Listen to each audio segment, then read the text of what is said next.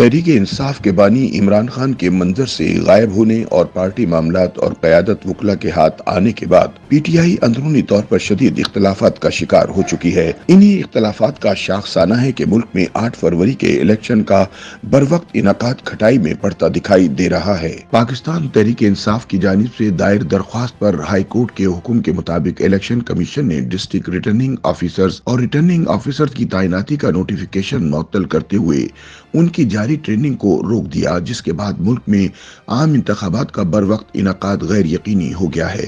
جس کے بعد ملک کی تمام بڑی سیاسی جماعتوں نے تحریک انصاف کو ان حالات کا ذمہ دار قرار دیا ہے اور اس کی دوغلی سیاست کو شدید تنقید کا نشانہ بنایا ہے۔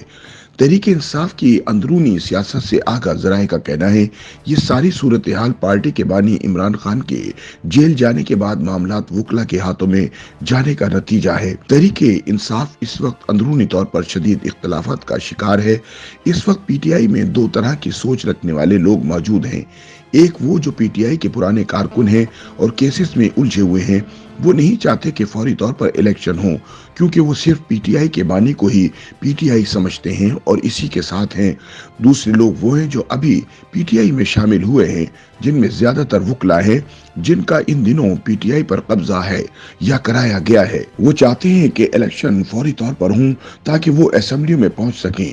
پی ٹی آئی میں نئے شامل ہونے والوں کے پیچھے کون کون سی پارٹیاں چھپی ہیں اس کے متعلق ابھی کچھ نہیں کہا جا سکتا۔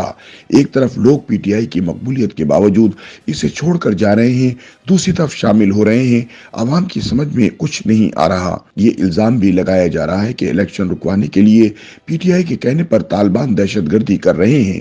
پی ٹی آئی کی پارٹی پالیسی افغان مہاجرین کو ملک سے نکالنے کے خلاف ہے۔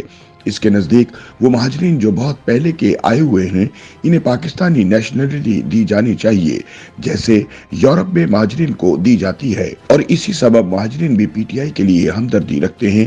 تحریک انصاف کے پرانے رہنما اور کارکن سمجھتے ہیں جہاں تک پی ٹی آئی کے وکلا کی بات ہے تو انہیں سیاست کرنے کی بجائے پی ٹی آئی کے سیاست دانوں کو جیل سے نکلوانے کے لیے عدالتوں میں کیس لڑنے چاہیے۔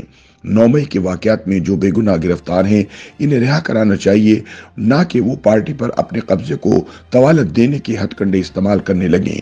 دوسری طرف لاہور ہائی کورٹ کے فیصلے کے بعد پیدا شدہ صورتحال پر غور کے لیے چیف الیکشن کمشنر سکندر سلطان راجہ کی زیر صدارت جمعرات کو اہم مشاورتی اجلاس ہوا۔ اجلاس میں یہ بات واضح کی گئی کہ الیکشن کمیشن 8 فروری کو انتخابات کرانے کے فیصلے پر قائم ہے، تمام تیاریاں مکمل ہیں اور اس ضمن میں تمام اہداف کو بھی مکمل کیا جا رہا ہے۔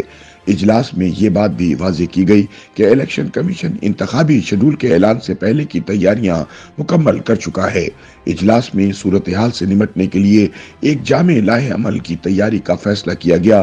تاہم الیکشن کمیشن کے ترجمان نے یہ بات واضح کی ہے کہ الیکشن کمیشن نے سپریم کورٹ جانے کا ابھی کوئی فیصلہ نہیں کیا۔ ترجمان الیکشن کمیشن کے مطابق چیئرمین پی ٹی آئی کی پریس کانفرنس کے دوران انتخابات ملتوی کرانے کے سلسلے میں کمیشن پر الزامات کو الیکشن کمیشن نے مسترد کر دیا ہے اور اس کو عوام کو گمراہ کرنے کی ناکام کوشش قرار دیا ہے۔ ترجمان نے کہا کہ موجودہ صورتحال کا الیکشن کمیشن کو کسی طور بھی ذمہ دار نہیں ٹھہرایا جا سکتا۔